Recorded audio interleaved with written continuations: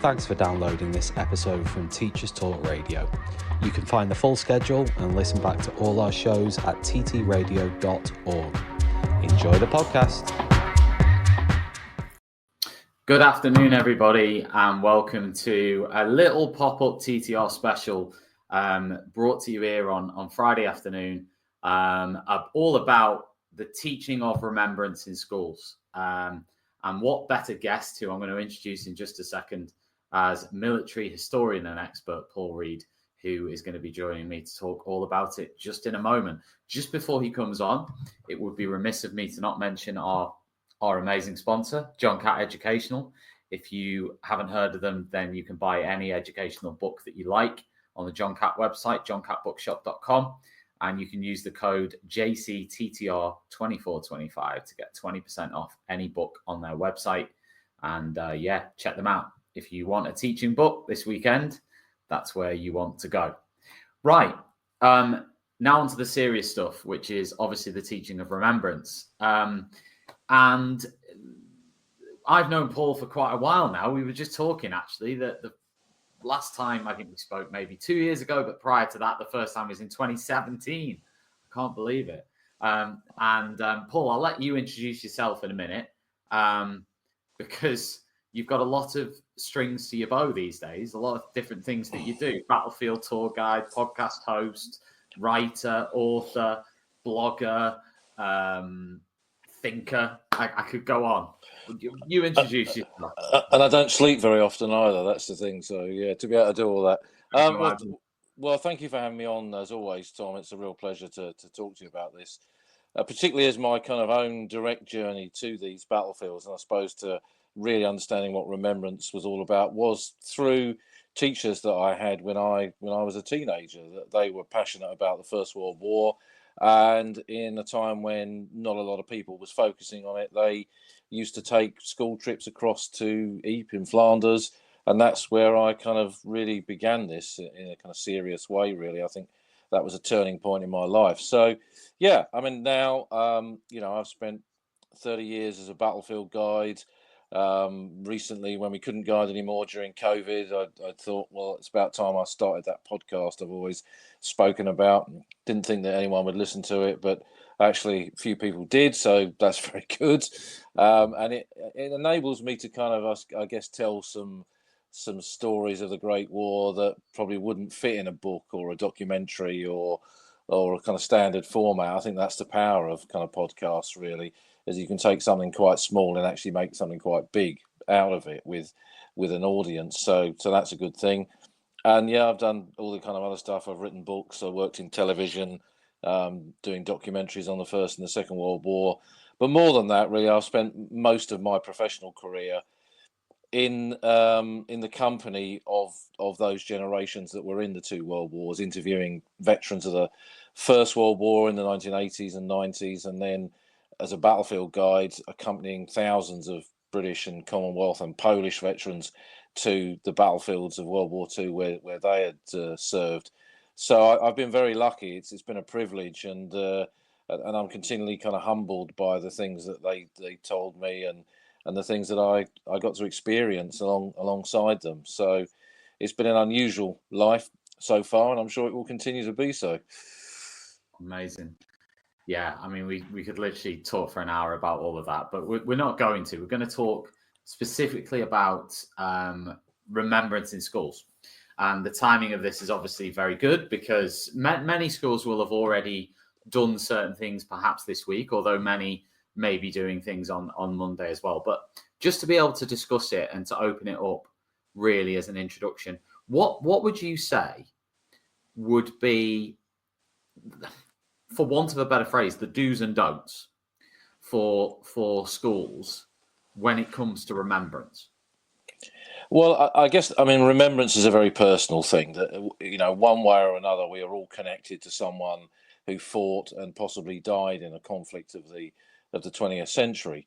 And how we choose to remember them, I think, should be and always be a very personal thing. No one's forced to remember in a particular way or by a particular method. And I've seen this through veterans and through the families of those who fell, who've come on trips with me. They all choose to remember something, whatever that is, or the person in a different kind of capacity and by a different method. And I think that's really important. But I think the thing to understand about remembrance is that it does touch us all. It's something that can easily be kind of hijacked by people to kind of push some kind of modern political message. But at its kind of at its core is the sacrifice of men and women from many nations within Britain and the Commonwealth, and many backgrounds, many religions within that. They all served. So it's a story that is part of all of us, really. And it's important that we remember the fact that it wasn't just British soldiers fighting, that with the backing of what was then often called the Empire, now rightly the Commonwealth, we could not have done all the things that we did in 2 world wars, and we could not have stood alone without the backing of so many different nations. And when you get to the Second World War, and we see Britain pushed back to its island in 1940, but with it, of course, men who'd escaped Poland and Belgium and France and various Scandinavian countries and many others, many others besides, who were there to one day return to those nations and liberate them, and they fought alongside us as well. So if you just looked at the kind of background of pilots that fought in the Battle of Britain in 1940, then we see men again from many, many different nations involved. And I think that is something that I would hope that schools would kind of carry forward in this act of remembrance, is that it's not just about one narrow part of the community, it's about everyone in our community. Definitely. And I think that, school leaders and people within history departments have long been considering that. It's nothing new. However, that, it's still something that you almost need to sort of remind yourself about and think about. Now, in your view, when it comes to this sort of period of remembrance, but actually this is I guess a question, because at remembrance time, it's possible that students, say in a secondary school or a primary school, might have a special lesson, or maybe 2 lessons, or maybe a day, or a period of time. So a limited amount of time to cover, and it could be their first encounter actually with World War One, for example, as a concept. So within those sort of lessons and activities, what do you think are the most important aspects of World War One that you think should be covered in a remembrance lesson or series of lessons or period of time? Is there anything you think should definitely be covered? Well, I think that you definitely would want to cover the way that war just took ordinary people and pushed them into this extraordinary circumstance of conflict with 2 great world wars. And I think particularly with young people, they want to kind of feel a connection with it. And if you look at the First World War, you've got hundreds of thousands of teenage Tommies who served. The youngest soldier to have served on the Western Front was 12 years old. I mean, it's incredible. And wow. And there were men lads of a similar age who died serving with the Navy and the Merchant Navy in the First World War. So as well as those youngsters that were killed on the Western Front. So you don't have to go far to find a young person's story of the war, of someone who fell in that war, served in that war, for young people today to kind of feel a connection with someone of a similar kind of age. And I think, we all like a story about animals, and with school groups that I take to Normandy, we go to Ranville War Cemetery, and we hear about the story of Glenn, the paradog. So a lot of parachute battalions had dogs within them, part of their kind of security precautions that they had, and they were troop mascots and things like this. And they trained the dogs to parachute by throwing them out the back of a lorry, and eventually they would land on all 4 paws, and they were then ready to do their first paradrop. And on D-Day, the dog handler, Emile Courtil, jumped into Normandy with Glenn the paradog, and they landed and sadly were killed on D-Day and were buried together. So in that grave, there isn't just a soldier who fell for his country. There is the trusted dog who served alongside him, beloved by every man in that battalion. And there are these incredible photographs of both of them. This really kind of beautiful Alsatian dog looking back at the camera. And I mean, people just absolutely break down when you tell them this story. And I think kind of relating it like that, it's not just about kind of schmaltz and sentiment, but I think it's understanding that this was a war, I think, that touched everyone on lots of different levels, really. And that young people, I think, can relate to it through these kind of stories. In terms of the history, obviously, what you want to get across is that the war, I guess it's going to be different for different ages, but was more complex than people believe. If we watch Blackadder, it's very simple. Lines of men go forward, they get mown down, and the general's in a chateau behind the lines with a maps and a dustpan and a brush sweeping up model soldiers, indicating the kind of casualties that have been suffered on the front line. But the reality is the war was far more complex than that, and everyone went to war in 1914, for example, prepared for war, but just not prepared for the kind of war that they were about to fight. And so I guess you've got an interesting kind of element there where you can look at how the war and how soldiers within that war changed from regular soldiers prepared for an open war in 1914, marching off, highly trained, and then that army soon disappears in the first few months of the war, suffers heavy losses. And then the part-time soldiers, the so-called Saturday night soldiers, the territorials, reservists, we'd call them today, they then took up the mantle and then quickly followed by the arrival of the first volunteers, those men who responded to Lord Kitchener's poster and that call for 100,000 volunteers. And by the end of 1914, it was more than 1 million. And then by 1916, as the Battle of the Somme creaks through its terrible days of high losses, the first conscripts arrive on the battlefield, and the whole nature of the British Army changes after that, because it's no longer an army of volunteers, it's an army of men who have to be there. I was thinking, actually, when I was listening to you talk about that on the old front line, was about, you were saying about how the conscripts sort of came over there and they were like the new people, they were sort of, I think the question was something like, how were the conscripts treated by the old contemptibles? By the way, that was a phrase I learned from you as well, because I didn't know that either. But anyway, how were they treated when they first sort of came over there? And that'd be an interesting one, wouldn't it? With year sevens sort of coming into a new school with the students who've been there for 5 years, and sort of giving that bit of a parallel of, in 1916 onwards, I guess 17, 18, a lot of them coming over there were not only were they kids, but they were coming in with people who'd seen it and done it a little bit, and that sort of thing. So I always think of how, my next question to you was how to make it meaningful and relevant and sort of, I don't like the word engaging, but that sort of relevant and meaningful, and stories like that maybe could, because they can connect to their own experiences of sort of on a minor level of how they felt coming into a new school, Definitely, yeah. I kind of think that we can engage with the stories and we can engage with the written word, and there are Imperial War Museum recordings of veterans talking about their experiences in both World Wars. We had that remarkable documentary series that was on for D-Day this year, where they got actors to kind of lip sync recordings of men like John Howard, who landed at Pegasus Bridge. I thought that was, having met John Howard many, many times, it was like being back in a room with him. It was really quite extraordinary. I can't believe you met John Howard.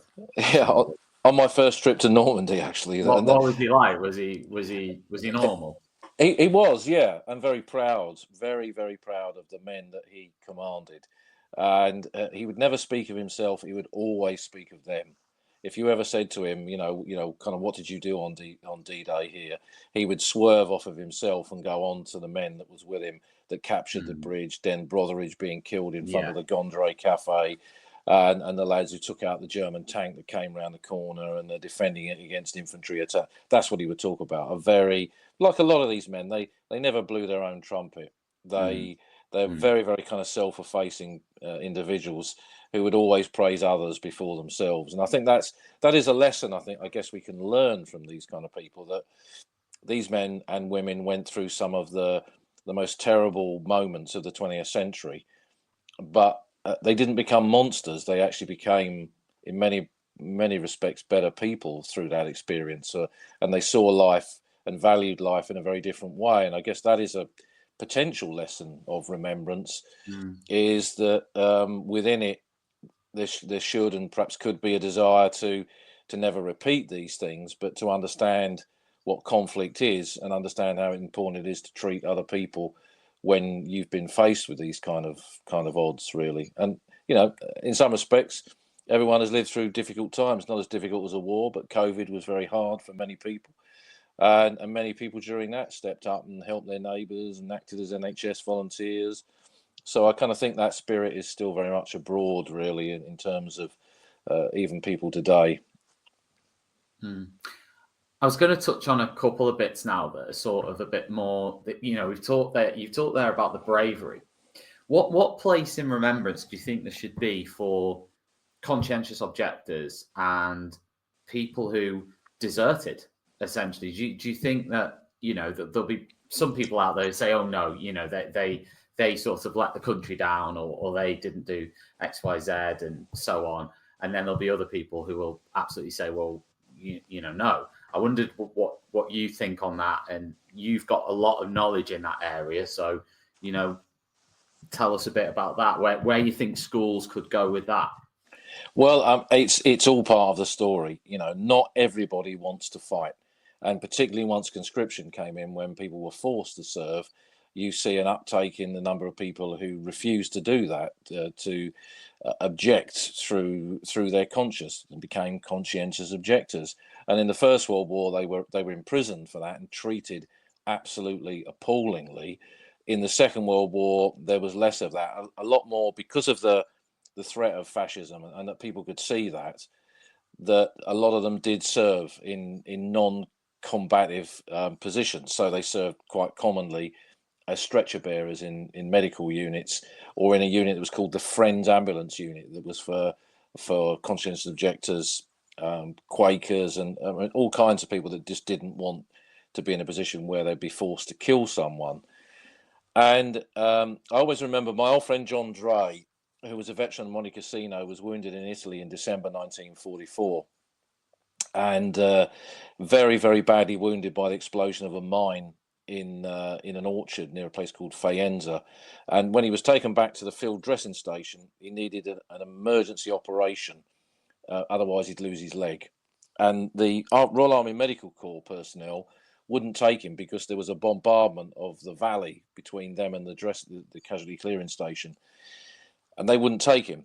And he thought his number was up, that he'd die. And this guy kind of literally emerged from the shadows, big, tall guy, stepped forward, and in an American accent said, "I'll take him," and literally scooped him up, put him in the back of a Jeep, drove him straight through the middle of this bombardment, got him to the casualty clearing station, saved his life. And that guy was an American conscientious objector who was serving with the Friends Ambulance Unit.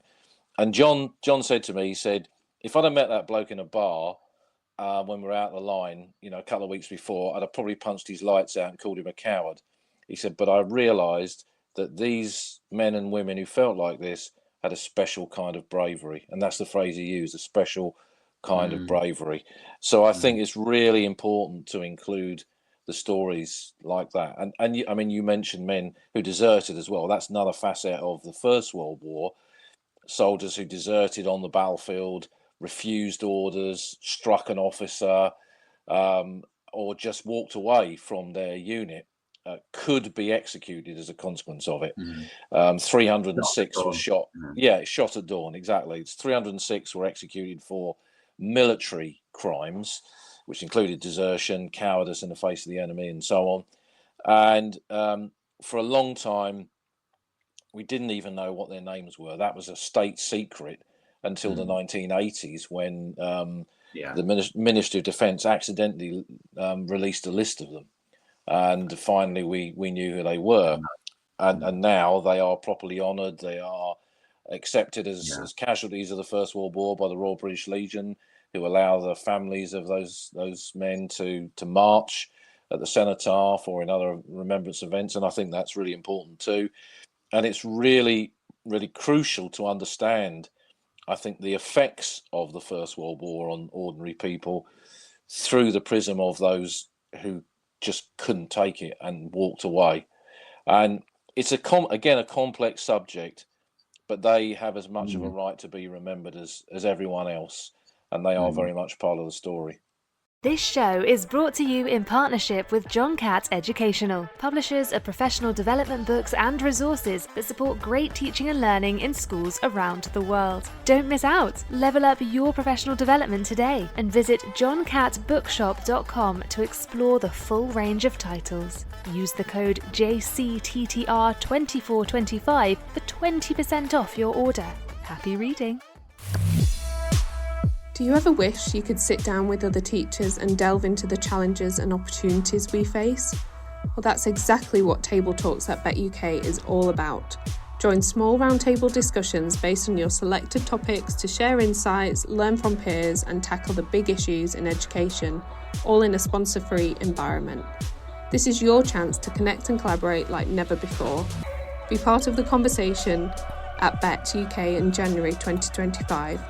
Visit uk.betshow.com to learn more. This is sort of along, I guess, the similar lines, but do you think that military-style ceremonies in schools are sort of appropriate when it comes to, I mean, I say appropriate, but do you think that military element, again, there'll be some people out there who would say, well, obviously there has to be some sort of military element to it because they were fighting in militaries. But there'll be others out there, and we know there's different coloured poppies and stuff like that. There'll be some out there who would say, take the military out, take that military element out. Yes, remember, but just don't militarize the sort of things in schools that happen. Do you see that as important, or do you just see that as leave that up to each school to decide, or do you have a view on that overall? I mean, I'm sure the veterans you've spoken to would probably have a view on that, but I'm wondering, anything on that point. Well, I think going back to kind of what I said earlier, remembrance is a very personal thing, and in terms of veterans, I can think of many who would and did attend their local parades, were very strong kind of supporters of the Royal British Legion, and would go in their blazer and their beret and wear their medals and do kind of, if you typed into Google, show me a photograph of what remembrance is, it would probably be a picture of someone like them. Mm-hmm. But there were others who did not subscribe to that view, that they didn't like the berets and the blazers and the medals. And some of them had actually never claimed their medals in protest against how they felt they'd been treated in the war, particularly those that had been badly wounded and were kind of abandoned when the conflict came to an end. And they wouldn't support things like that. But that did not mean that they didn't spend almost every day of the rest of their life thinking about the guys that had served alongside them, thinking about the men they'd seen being killed. And I think it's important to remember that the army, particularly a conscript army, reflects the whole of society. And therefore, there isn't one way of doing anything as a consequence of that. 8 million men served in the army in the First World War. That's 8 million different viewpoints of what the war meant to them. So, I think we can't prescribe this. And I know there are some organisations that would want to do that. And I understand why, because they want to have a formality to remembrance. And that's fine. But I don't think that is something that is obligatory, because people should be able to remember in their own way. And I don't think there should or is a prescribed way of doing that. Do you think that, and this is probably when the likes of you and me are gone from the earth, but, when you look back at, I don't know, the Napoleonic Wars, for example, if you sort of ask people to remember today soldiers who died in the Napoleonic Wars, well, number one, more people probably wouldn't know what they were. There'd be a lot more sort of what sort of thing. Do you think that there will sort of come a time at some point, not in the mega distant future, maybe beyond our lifetimes, when just because of the passing of time, this concept that we're discussing now almost goes not out of fashion, but it just sort of dwindles away. And I understand the arguments of, well, it's up to us to keep it going. I get all of that. And, and that will, as I said, I don't think it's within necessarily our lifetimes, of course, but do you think the longer the time passes, almost the less interest there is? I don't see that happening. We're 110 years from the First World War now. I don't see that happening with that in any shape or form, really. I mean, who can say what's going to happen, in 10 years, let alone 100 years from now? Modern events can often overtake these things, and perhaps bigger conflicts come along that people then will remember. But I think that the fact that both the First and the Second World War are still very much part of our daily landscape. When we step out of our front door and we go into our local town, there are plaques on churches. There's a war memorial somewhere. There's the dates 1914-18 and 1939-45 emblazoned over so many parts of the structure of our daily society. And I think because of that, it's not something that's easily going to go away. And there is a fascination with conflict, and I think that's sometimes not necessarily a good thing, but I think if it's tailored correctly, it can make people understand the importance of armed forces and what they give and what they sacrifice, and give them a value, which if you look at many periods of British history, the British armed forces have not been valued by the population. We see that kind of, in the gap between the Boer War and the First World War. And perhaps we see it in the interwar period, where during a period when everyone thought they'd fought the war to end all wars, armies were redundant. But history kind of proves that as soon as you say something is redundant, it's not. And whether that's an army or a particular weapon system or whatever. And I think the fact that conflict, sadly, is still so much a part of our modern lives, that it still has that kind of resonance. We look for meaning in it, and I think in the history of the two world wars, we can find meaning. People would argue perhaps it's time to forget the Second World War, but I still think that war has a lot of lessons to tell us and to teach us, and it has a lot of relevance to our modern lives, particularly when it comes to subjects like the Holocaust, which of course is not a separate subject to World War II. It's very much a part of it. And that phrase today, Holocaust, is widely used to describe all kinds of things, whereas perhaps it shouldn't be. So I think that shows the necessity for education and connection to these kind of subjects. And I'm sure it's something that, I find, as I'm sure you do, that young people's minds are fascinated by these kind of things, and they want to explore and understand more of it. And that's not dragging them down a path to something that they shouldn't do, but I think it's making them understand how their position and life in a bigger society is possible, thanks to the sacrifices of people that went before them. No, definitely. So just thinking about like schools around this period of time, and actually, like I told you before we started talking, I'm going to be teaching World War I again myself quite soon. Probably in the next few weeks, I'll be kicking it off again. So is there anything remembrance wise, or is there anything that you think, let's say it's a teacher who's not a history teacher who's doing remembrance, right, and it's got a World War I focus, are there maybe particular photographs, if you said, right, okay, and we haven't got them in front of us, so we'd have to Google them, but are there any, if you only had to pick a few and sort of show those, are there any that you'd pick to show to primary or secondary students? I think if you were going to try and demonstrate to young minds kind of what the experience of the First World War was about and how bad it could be, images taken during the Battle of Passchendaele in 1917, particularly by Canadian photographers in the last few weeks of the battle, where they're going through these lunar landscapes of shell holes, and there's absolutely nothing. Everything has been obliterated by shell fire.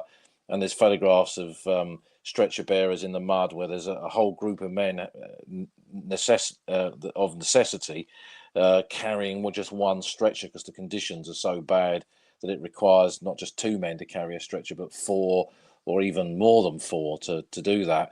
And then there's that famous photograph of Corporal Lebrun of the Canadian Machine Gun Corps, who was interviewed by Lynn MacDonald for her book on Passchendaele.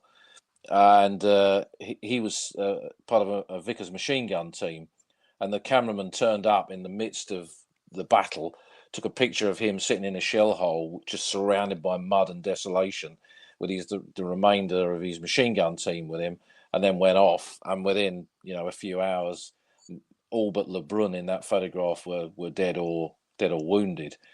And I think that the kind of the images that were taken during that period, probably you could argue that they are some of the most iconic images of conflict in the century, because they show what the power of an industrial war fought on an industrial scale, with industrial capability to produce weapons, and more importantly the ammunition for those weapons, and then feed that war in an industrial way with manpower to continually kind of turn that wheel.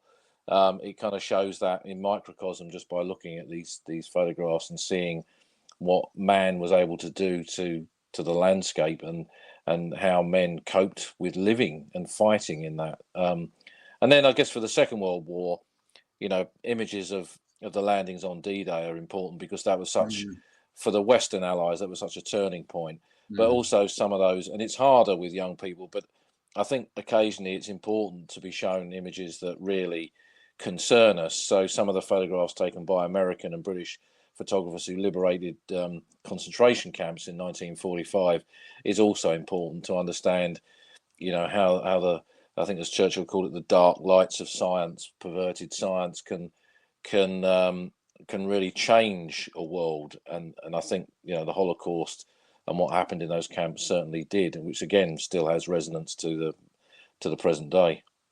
No, absolutely. And, I wondered sort of on Remembrance Day or during sort of Remembrance times in schools, when it comes to the reflective element, obviously you've got the more sort of, this is what happened, and these are some of the people involved, and this is, these are some of the facts, essentially. But you also have that sort of reflective element, and obviously I know you do battlefield tours, and you interact with young people as well on those and stuff like that. So I wondered, do you, with the reflective element, is there anything in there you scaffold, or is that it? Would you say that is just a sort of open thing of, right, take a moment to reflect, or actually do you? Maybe this is for you as well personally. Is there anything that you sort of scaffold in your own mind when you do that? I mean, I remember listening to you again, because I'm an avid listener, but when you were talking about in your room, you've got, I'm sure you said in your study or in your room, you've got a picture of a guy there and he's always there, sort of thing. I can't remember who it was. William Baldwin, quote or a quote or a picture or something. So I wonder whether there's anything there, or whether you just think it's better to just say, right, just take a moment to reflect, or whether to suggest things, because we do, the spiritual element, if you like, and this isn't about a particular religion or denomination or anything like that, but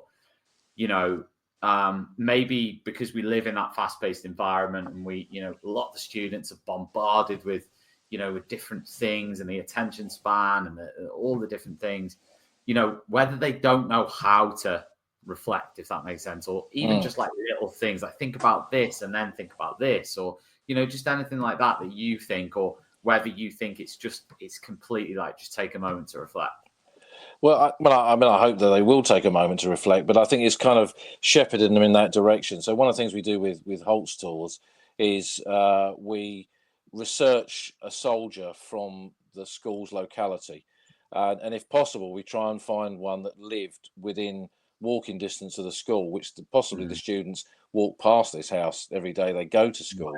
And then they go and visit their grave, or they visit the name on a memorial to the missing as part of the trip. So that's kind of one way. And again, it's trying to make them understand that this is not some kind of strange abstract idea. This was someone who lived in the town or village or city where you live, in the same way that you live there now, but they went off and they fought in this great conflict and they never returned. So there's that element to it. But one of the things that I always do with student groups when I go away, because students often can be very visual in the way that they kind of approach things. And if you can kind of push those visual buttons, I think they respond in a very different and often more positive kind of way to perhaps some elements of traditional learning. So I always do a photo competition, because they've all got phones with cameras on. And I say to them, right, I want you to take a photograph that to you encapsulates what it is we've been doing this week. And that it can be about remembrance, sacrifice, it can be some element of the history and whatever. And I remember one particular trip, we went to Normandy, and they took a lot of pictures of tanks and aircraft and beaches and all that kind of stuff. And the picture that won, this lad went into the American cemetery overlooking Omaha Beach, and he put his sunglasses on, and he positioned himself so the rows and rows of crosses disappearing into infinity were reflected in his sunglasses, and he took a close up of just that kind of part of his eyes. Now that's clever, and that's someone who's reflected on the meaning of that without me saying you must reflect. They've thought about it. He's literally reflected on the exactly, exactly. But I think that those kind of things, and I don't think you can force people to think or react in a certain way to something like this. You give them the tools by which they can feel empathy towards those that served, whether it's a soldier in the trenches, a woman serving in SOE in occupied Europe, or Glenn the Paradog. And they're all animals in war are kind of all part of the story, and hopefully they'll kind of take away something from that. But I think that personalising it through individuals and the stories of individuals, which could be them one day, is the thing that perhaps grabs them the most. Brilliant. Paul, listen, thank you ever so much for spending half an hour with me this afternoon. I think it's a really good time for teachers to reflect on this and what they're doing. Certainly I am, and coming up to teaching it, and definitely we'll chat again, maybe at some point about maybe with a history focus there on teaching World War I, because I think there's just so much to get into there. But thank you so much, and my pleasure. I'll speak to you again soon. Thanks, Tom. It's always a pleasure. Cheers. That was Paul Reed talking about Remembrance in schools. Special thanks again to John Catt for supporting us at Teachers Talk Radio. We'll be back with more shows at 6 o'clock. Actually, Claire's on, so if you want to listen to her, she's on the website at 6. This will be available as a podcast as well, so check that out if you prefer to listen to it, or if you just missed everything we've just discussed. If you're tuning in now, then check out the podcast. I'll be back on Monday from now, so I'll see you on Monday evening. And take care, everyone. You've been listening to Teachers Talk Radio. Tune in live and listen back at ttradio.org. We look forward to hearing from you next time on Teachers Talk Radio.